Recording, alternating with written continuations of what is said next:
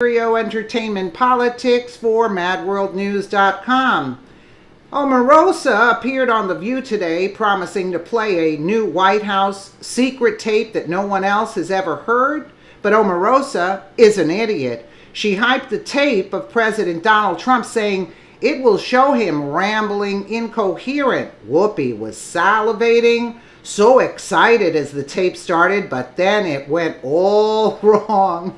The tape clearly incriminates Hillary Clinton, causing Goldberg to freak out and cut off the show. You'll love this.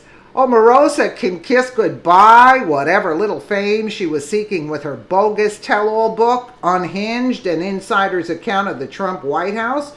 According to Omarosa, a new tape proves Trump is mentally unstable. That's the line she used on The View this morning. She pumped up this tape like it would be proof positive Trump doesn't know what he is doing. But to the shock of the shrews sitting around the table with Omarosa, it was the exact opposite. Daily Mail reports Omarosa said the tape was from an October 2017 meeting of the press shop that Trump allegedly crashed. Also heard on the tape are then Communications Director Hope Hicks and Press Secretary Sarah Sanders. Omarosa claimed Trump crashed the meeting, but the tape does not prove that at all. Now consider the fact that this is way back in October of 2017, and at the time we were just starting to find out bits and pieces about a possible cabal at the DOJ and FBI who may have spied on Trump illegally. In October of 2017, no one has any hard proof yet. So what the president reveals in this tape proves he was way ahead of the curve. On The View, Whoopi made a dramatic introduction saying, okay, so we have this brand new tape. As Goldberg looks to the audience with excitement about the Russia investigation. Can you set this up? I want to get this right. Omarosa thinks she has got Trump with this tape, which proves she has got to be the biggest idiot on the planet. The fired White House aide says, well, Donald Trump has no attention span. He would crash meetings, and this meeting was the communications staff in the press shop. We were meeting to talk about tax reform, or she laughs then. Little did she know the joke is on her. Or his trip to North Korea, said Omarosa. Finally, after she rambles on trashing Trump and painting him as a complete dunce, the tape rolls on. Here is the transcript, which is a discussion about Hillary's campaign paying her law firm, Perkins Coie, for the bogus Trump-Russia dossier, which is called the phony report on tape. Well, let's take a listen. I'm not going to read it to leave the joy out of it. Whose book Unhinged is freaking everybody out at the White House. Go ahead, Dad. All right, so we were talking about the New York op-ed before the commercial break, and in that op-ed there were also claims that there had been discussions about invoking the 25th Amendment that would remove the president from office. And you've since come out and said that there was a hashtag that was going around in the White House. You didn't write about it in the book, which I wonder why. That seemed like I was embarrassed that it was actually some way that we coped. It was kind of hashtagged as a joke, and the way we would deal with his flip-flops. From the morning he would take one position, by the afternoon it would be something completely different. And the way we coped would be hashtag, TFA, or, and I'm really embarrassed to say this, we would use the orange icon. So it was, when you say we, who are you referring to? There's some things that I took part of, that I was complicit of, that I am embarrassed to tell half of you all.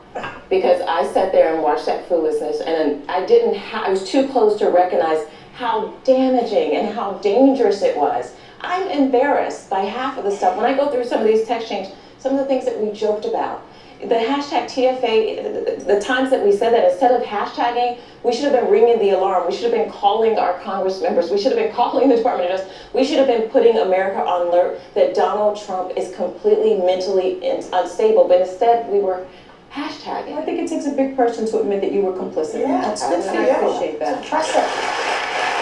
Of course, it's impressive for Behar. And we said earlier, you brought a tape with you. I did. And it's sort of brand new. What?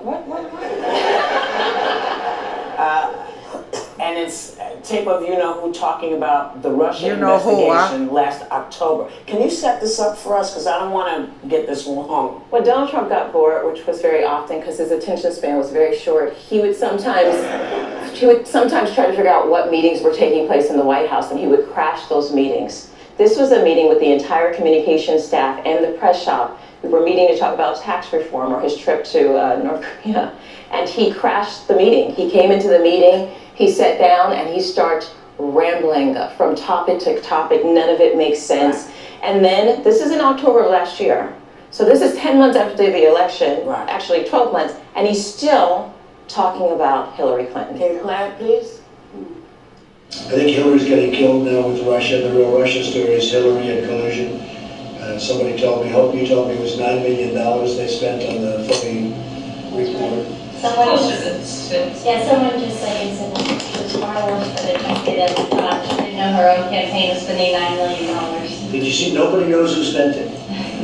No, I heard it was 9. I heard it was 5.7, but now they say it was 9. It was spent to a law firm. That way they can't trace it. But they trace it. One thing in this business, they trace it. And yeah, close to $9 million. I can't even believe it. The reason law firm is because this way you don't have to give any papers. But they found out it's definitely illegal, and it's illegal from a campaign standpoint, from a campaign financing standpoint. So the whole Russia thing, I think, seems to have turned around. What do you think, Sarah? Absolutely. Okay, so we're going to take a deep breath after. We're going to talk about this tape when we come back.